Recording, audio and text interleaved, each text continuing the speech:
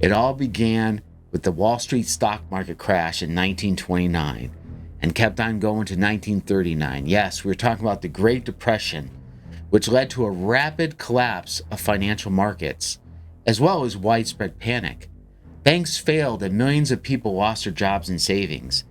Emerging from the shadows of the Great Depression, though, was a couple, a very young couple, captivated the American public with their daring heist and dramatic escapes.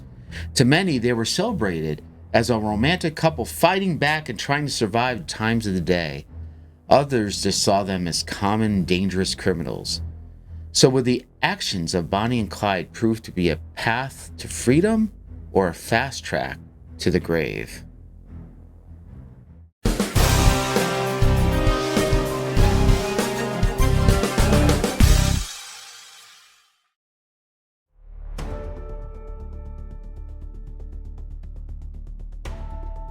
I'm not having much luck here. Come on over. Do you have something? I got you covered. I'll be right there. I gathered all the info on Bonnie and Clyde. Agent Owens, you are the best. Like Bonnie and Clyde, we make a great team. Bonnie and Clyde were partners in crime and in life. Their loyalty and devotion were complex. Bonnie was deeply in love with Clyde, and despite the danger, she chose to remain with him throughout his criminal career.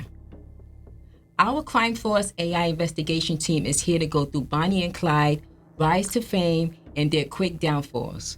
Let's start by learning about the background and how they met.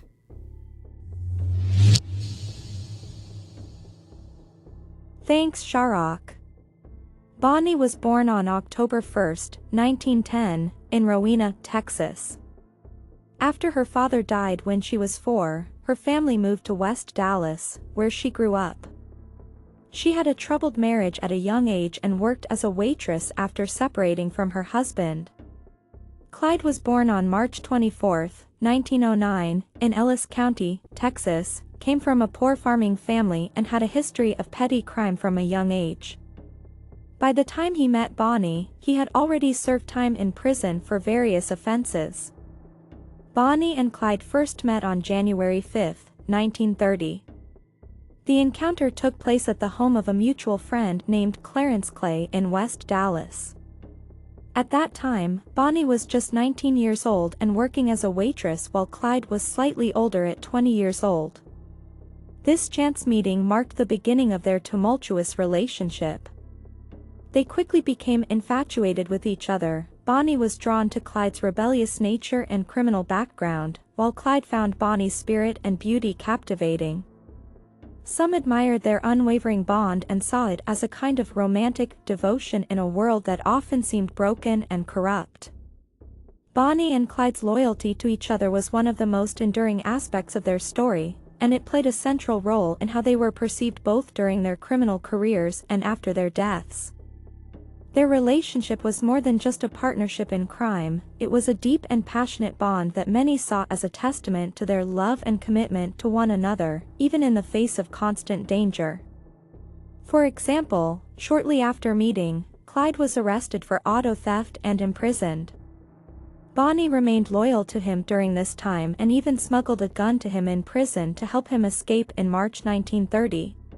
So tell me more about how their criminal partnership developed then. Sure thing, Ed. Their relationship began early. Clyde had already begun his life of crime before he laid eyes on Bonnie, and Bonnie, who had been married briefly to another man before meeting Clyde, soon became his devoted companion. From the start, they were inseparable. Bonnie left her family and friends behind to follow Clyde as he embarked on a life of crime, and she quickly became an active participant in his criminal activities. Though Clyde Barrow was the leader of their criminal gang, Bonnie was far from a passive figure. She actively participated in robberies, and there are even accounts of her firing a gun during heists. Despite her involvement in violent crimes, Bonnie's loyalty to Clyde was never in question. She was by his side through many arrests, escapes, and shootouts. There are even stories that suggest she saw herself as more than just a criminal. In her letters, she sometimes expressed a sense of romantic idealism, writing about how she and Clyde were living on their own terms and finding freedom in defiance of the law. One of the most iconic symbols of Bonnie's loyalty to Clyde was a poem she wrote in 1934, which was later found in her purse after her death. The poem, titled The Story of Bonnie and Clyde, romanticized their love, their defiance of the law, and their unbreakable bond. The lines reflect both a deep affection for Clyde and an acknowledgement of their dangerous lifestyle. It read, "You have read the story of Jesse James, of how he lived and died. If you're still in need of something to read, here's the story of Bonnie and Clyde." This poem, which was widely published after their deaths, turned Bonnie and Clyde into symbols of rebellion and passionate devotion, and it reinforced the narrative of their unbreakable connection. For many, the loyalty between Bonnie and Clyde became one of the most poignant aspects of their story. They were viewed as partners not only in crime but in life, making their eventual deaths all the more tragic to those who romanticized their relationship. Their devotion to one another became a focal point of their legend, reinforcing the idea that, despite the violence and crime they engaged in, they had a bond that was unbreakable. Growing up, I heard a lot of things about Bonnie and Clyde. I'm sure some were factual and some were not. What were some common myths about Bonnie and Clyde crimes? Although there is little evidence to support the idea that Bonnie and Clyde specifically targeted the rich to help the poor, the myth of them being Robin Hood figures persisted. In reality, they mostly stole from banks and individuals, but their crimes were often framed as part of a larger narrative of challenging the economic elites. This myth grew over time, especially through media portrayals. In many ways, Bonnie and Clyde's criminal behavior was seen as a form of resistance against authority, which resonated with people who felt powerless or oppressed. Their boldness in evading capture for so long, and their ability to outsmart law enforcement, also contributed to their image as defiant figures challenging a system they viewed as unjust. While Bonnie and Clyde were undeniably violent criminals who caused significant harm, their story is also a product of their time. The economic hardship of the Great Depression, the media's portrayal of them as anti-establishment figures, and their loyalty to one another all contributed to their image as folk heroes in some circles. However, it's important to remember that this good image is largely a myth, shaped by popular culture, and doesn't change the reality of their criminal actions. And what about their popularity with the media? As their crime spree continued, the media began to cover Bonnie and Clyde extensively, contributing to their legend. Their story was romanticized, and they were often portrayed as rebels or freedom fighters rather than cold-blooded criminals. This glamorization made it easier for some people to overlook their brutal actions and view them as figures to be admired or sympathized with, rather than condemned. The media coverage of their crimes often portrayed them as public enemies, and this is significant. Their criminal career came to symbolize an opposition to the establishment. In the minds of some, this could have been seen as demonic in the sense that they represented disorder, violence, and corruption, standing in stark contrast to the expected social order. Bonnie and Clyde's popularity in the media played a pivotal role in shaping their legacy and transforming them into icons of American folklore. Their criminal exploits were extensively covered by the press during their crime spree in the 1930s, but the way the media presented them went far beyond mere crime reporting. It helped construct an image of them as legendary figures, blending fact with fiction in a way that made them both infamous and romanticized. This coverage, combined with later portrayals in film, music, and books, ensured that their story endured long after their deaths. Bonnie was conscious of the press coverage surrounding her and Clyde, and she was somewhat ambivalent about how they were portrayed. Early on, she seems to have enjoyed the attention to some degree, possibly even finding a certain romantic appeal in being painted as a famous criminal. This attention was a significant part of their media-driven myth. Sensationalized press coverage in the 1930s. So did the media treat them more like heroes or villains? Seems like it was mixed. Well, During the height of their criminal activity, Bonnie and Clyde were some of the most well-publicized criminals in America. Their robberies, shootouts with police, and narrow escapes from the law were fodder for newspapers across the country. The media's portrayal of them was a combination of lurid sensationalism and a growing fascination with outlaws during the Great Depression, a time when many Americans felt disillusioned with the government and the banking system. The way Bonnie and Clyde were covered in the media fluctuated, depending on the angle of the story. At times, they were portrayed as ruthless criminals, and at other times as figures of defiance or rebellion. Some newspapers emphasized their criminal deeds, bank robberies, murders, and violent escapes, while others portrayed them as symbols of resistance against the corrupt system. For example, some local newspapers, particularly in the South, romanticized their robberies, playing up their daring exploits and even presenting them as victims of a system that had turned against the poor. At the same time, other media outlets condemned them for their violence and lawlessness, focusing on the murder of law enforcement officers and innocent civilians during their crime spree. This ambiguity in their press coverage helped create an image of Bonnie and Clyde as both villains and folk heroes, depending on one's perspective. In particular, Clyde's ability to evade capture for so long, as well as his audacious robberies and shootouts, played into the myth of the untouchable criminal. The media capitalized on this, turning them into larger-than-life figures who could not easily be defeated by the law. What about those wanted posters back then? What was the impact of that? What's interesting is that in addition to written stories, Bonnie and Clyde became the subject of iconic photographs that would contribute to their mythos. The widely circulated mugshot of Bonnie, where she appears defiant and poised, added to her image as a rebellious and bold woman. This photograph, often reproduced in newspapers, helped cement her as both a criminal and an emblem of daring beauty. The FBI and local law enforcement issued numerous wanted posters for Bonnie and Clyde, which became public symbols of their outlaw status. These posters were designed to create a sense of urgency, and the pictures they featured, often grainy or hurriedly taken, contributed to the larger-than-life image of the two criminals. There are also famous photos of Clyde holding firearms or standing next to a car, further cementing the dangerous, rebellious image that the media constructed around him. These images, often circulated widely through newspapers and later in books and documentaries, turned Bonnie and Clyde into media celebrities even before their deaths. Their faces became synonymous with crime and rebellion in American popular culture. I remember reading about them somewhat being like a Robin Hood-like figure. Did they actually rob to the rich and gave to the poor?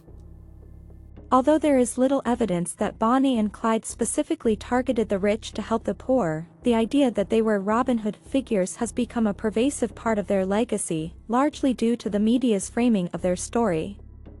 During the Depression, many people were struggling with poverty and unemployment, and the banks were seen by some as symbols of oppression. The media, at times, played into this narrative, implying that Bonnie and Clyde's crimes were a form of rebellion against a corrupt system. Stories about their thefts often focused on their daring and clever heists, presenting them as anti-establishment heroes. In particular, their robberies of banks, while certainly profitable for the duo, were sometimes portrayed as symbolic acts of defiance against financial institutions that many saw as complicit in the country's economic hardships. The Robin Hood image, though exaggerated, became part of their myth, even though historical records show that their primary motivation was not social justice but self-preservation and financial gain. Nonetheless, the media perpetuated the idea that they were not just criminals but figures challenging the system, an idea that resonated with certain segments of the population. Even decades after their deaths, Bonnie and Clyde's media legacy remains strong. Their story has been re-examined, retold, and reinterpreted in countless ways, often focusing on different aspects of their lives, whether it's their love story, their defiance of authority, or their violent end. Their story has become a lens through which to examine American ideas about crime, justice, rebellion, and the consequences of living outside the law. In recent years, documentaries, books, and television series have continued to explore their story, often focusing on the mythology surrounding them and the cultural impact they had. Their story has evolved from a real-life crime spree into a modern myth, woven into the fabric of American cultural history. In many ways, Bonnie and Clyde's criminal behavior was seen as a form of resistance against authority, which resonated with people who felt powerless or oppressed. Their boldness in evading capture for so long, and their ability to outsmart law enforcement, also contributed to their image as defiant figures challenging a system they viewed as unjust. Seems like society at the time had a certain perception of criminals during the Great Depression. Yes, while Bonnie and Clyde were undeniably violent criminals who caused significant harm, their story is also a product of their time. The economic hardship of the Great Depression, the media's portrayal of them as anti-establishment figures, and their loyalty to one another all contributed to their image as folk heroes in some circles. However, it's important to remember that this good image is largely a myth, shaped by popular culture, and doesn't change the reality of their criminal actions. The media presented Bonnie and Clyde as quintessential outlaws, figures who flouted authority and lived outside the law. They were romanticized as rebellious anti-heroes, which helped enhance their legend. Their youth, their defiance, and their seemingly fearless approach to crime resonated with a public weary of the economic hardships of the Great Depression. For many, Bonnie and Clyde were seen as the embodiment of youthful freedom and resistance against an unjust system, even if that resistance came in the form of violence and theft. Then you have to look at the public reaction to Bonnie and Clyde's crime spree. There were conflicting emotions. Many Americans were captivated by Bonnie and Clyde's story, viewing them as daring outlaws and star-crossed lovers.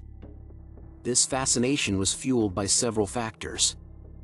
The media's portrayal of the couple, which often sensationalized their exploits. Photographs of Bonnie and Clyde in brazen poses, which were widely circulated and gave the public insight into their personalities. The economic hardships of the Great Depression, which made some people sympathetic to those who defied banks and other institutions. There was some sympathy and support. Some members of the public saw Bonnie and Clyde as social bandits or anti-heroes.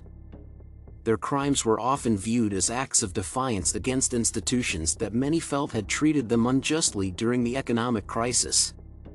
The couple's youth and perceived romance added to their appeal as tragic figures. Some people believed they weren't as bad as people said they were, or that they were good people. Enough about the Robin Hood image and how they were good people. Right. I want to know about their criminal behavior. Throughout their criminal career, Bonnie and Clyde faced constant threats from the law. They were pursued by the FBI, local police, and a special task force, all of whom were determined to capture or kill them. The couple's deep loyalty influences their decisions, and action to each other was evident in how they stuck together despite the danger. Even when they were injured, Clyde was wounded in multiple shootouts, and Bonnie suffered from burns and other injuries after a car accident. They refused to separate, choosing to stay by each other's side. In fact, their loyalty was so strong that even in the most challenging moments, such as when they were holed up in a hideout or when they narrowly escaped an ambush, they never wavered in their commitment to one another. It is said that they were often the first to check on each other's injuries after shootouts and were always more concerned about each other's well-being than their own. Their loyalty to each other extended all the way to their deaths. On May 23, 1934, Bonnie and Clyde were ambushed and killed by law enforcement officers in Bienville Parish, Louisiana. They were shot to death in a hail of bullets while sitting in their car. It is said that the two were holding hands when they were killed, which further cemented their image as devoted partners who never deserted one another, even in death. Bonnie and Clyde were responsible for the deaths of several people during their criminal activities, including police officers, bank employees, and innocent bystanders. Their spree of robberies, shootouts, and escapes resulted in the loss of life and left a trail of terror. The violence they exhibited, particularly in their shootouts with law enforcement, could be seen as demonic by some because it was relentless, seemingly without remorse, and often brutal. During their crime spree, Bonnie and Clyde frequently engaged in violent shootouts with police officers. They were known to carry powerful weapons and would not hesitate to use them, even when confronted with minimal resistance. The infamous ambush that ultimately led to their deaths in 1934 was the culmination of years of violent crime. I'm sure there were a lot of other people committing crimes back then. I'm sure a lot of them were famous.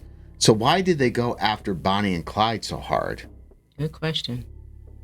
One of the key reasons they were pursued so relentlessly by the FBI was their violent encounters with law enforcement officers.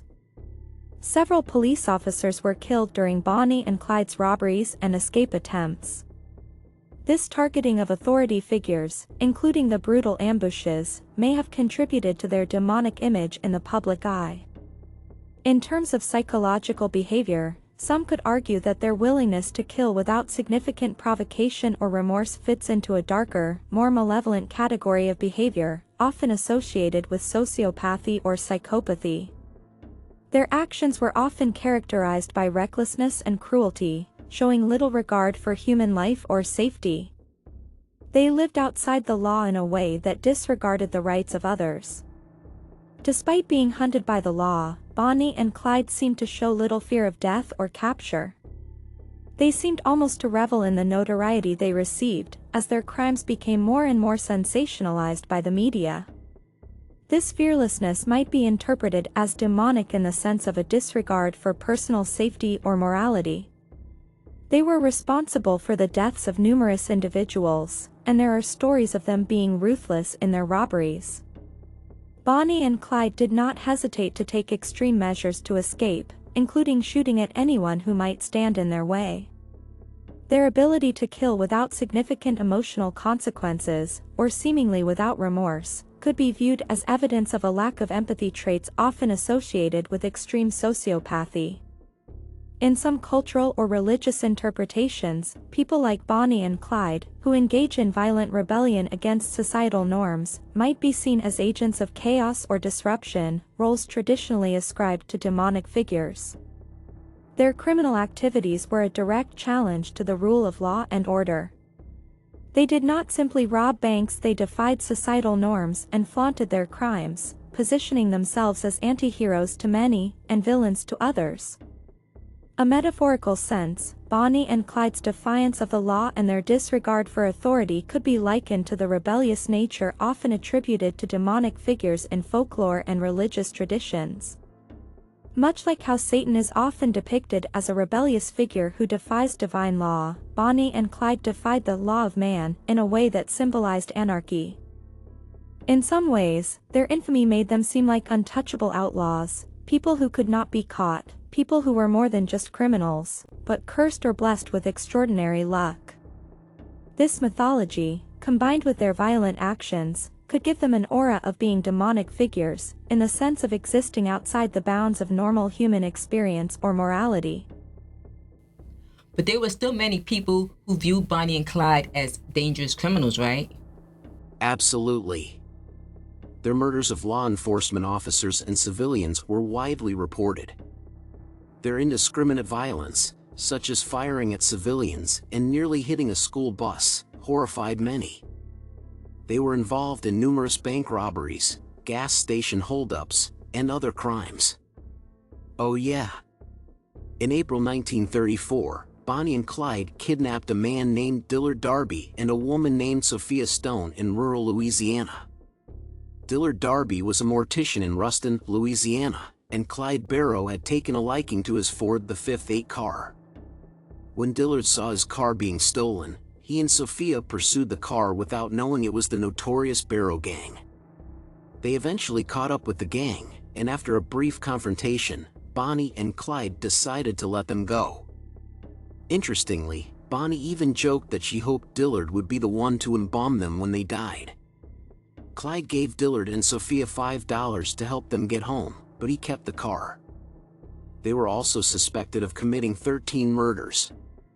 Their crimes were widely covered by the media, which sensationalized their exploits and made them infamous. Clyde was also suspected of killing 2 police officers in Joplin, Missouri, and the couple was involved in several shootouts with the police. During a shootout with the police, Officer J.W. Harriman and Officer R.E. Mulligan were killed. Clyde was believed to have fired the shots that killed them, although he was never formally charged with their murders. Clyde's actions, ranging from reckless driving to shooting police officers, point to a lack of remorse or empathy, a hallmark of psychopathic behavior. His ability to kill without hesitation or regret, and his clear disregard for the lives of others, fits the profile of a person who is capable of extreme violence. This incident was part of a series of violent encounters that contributed to the intense manhunt for Bonnie and Clyde, ultimately leading to their demise in 1934.